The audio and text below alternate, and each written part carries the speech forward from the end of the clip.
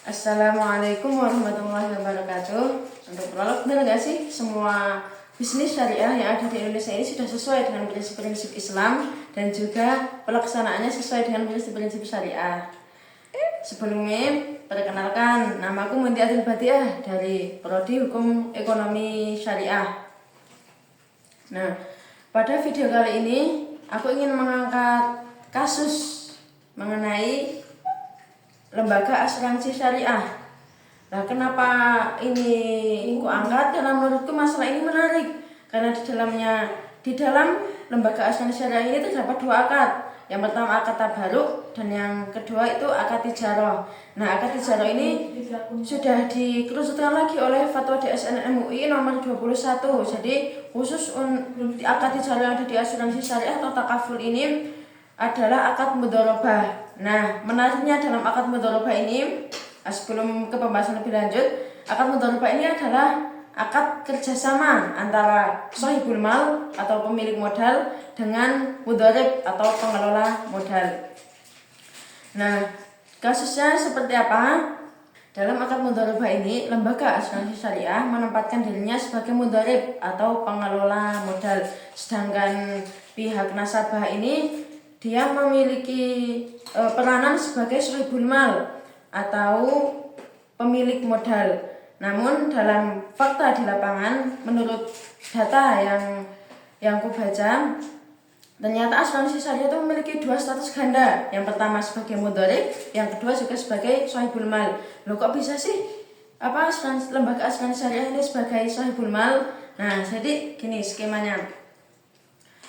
Pertama, nasabah datang kepada lembaga asuransi syariah. Nah, nasabah ini kan perannya sebagai pemilik modal atau shahibul mal. Nah, pada waktu itu lembaga asuransi syariah berperan sebagai mudharib atau pengelola modal. Nah, terjadilah akad mudharabah antara pihak asuransi syariah dengan nasabah atau pemilik modal.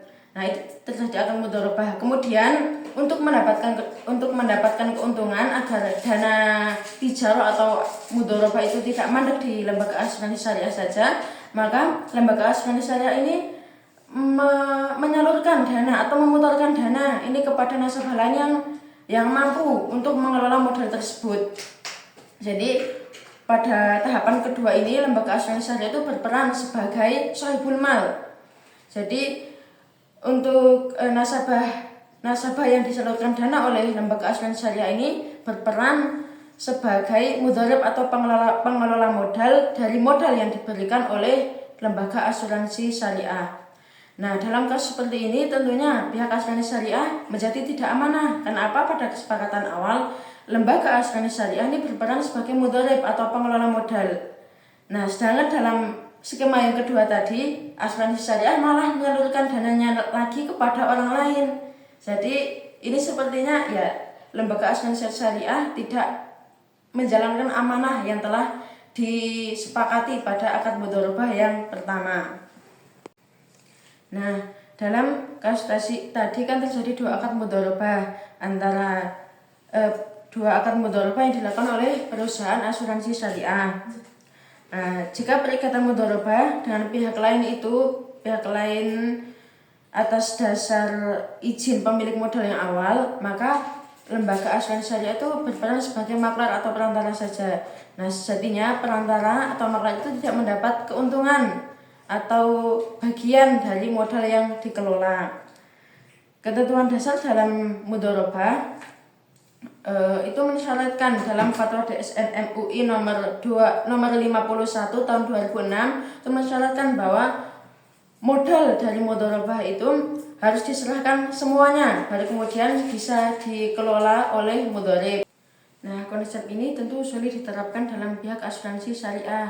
Karena apa? Karena dalam tanda kutip modal yang harusnya menjadi pokok dari pengelolaan itu diserahkan secara berkala oleh nasabah dari asuransi atau diserahkan dalam premi-premi seperti itu.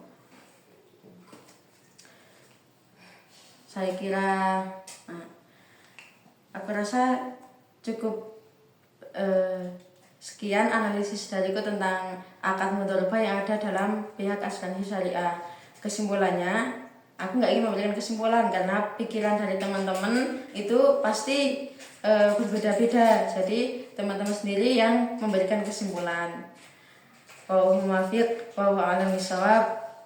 Sebelumnya aku mengucapkan terima kasih kepada temanku yang telah memberikan waktu dan tenaganya untuk membantuku. Kepada Mbak Milati, makasih banyak ya. Ya wallahu a'lam bishawab. Wassalamualaikum warahmatullahi wabarakatuh.